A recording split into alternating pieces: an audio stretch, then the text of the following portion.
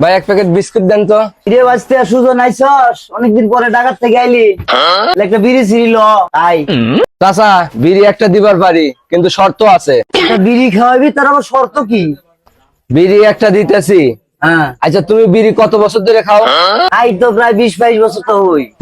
তোমার এই বিড়িটা দিমু, তুমি যদি না জ্বালায় খাই আরো, তাহলে বিড়ি তো খাই ভাই, হ্যাঁ, আরো 1000 টাকা পুরস্কার দিমু তোমারে। আজকে এটা কোনো কথা কইলা?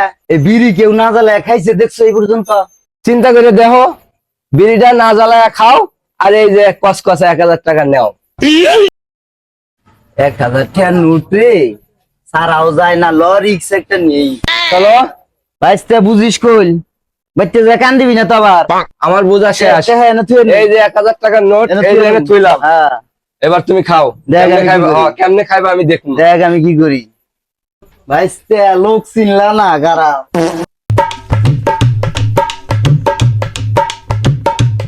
लेकिन ये साला कर क्या रहा है यहाँ पे?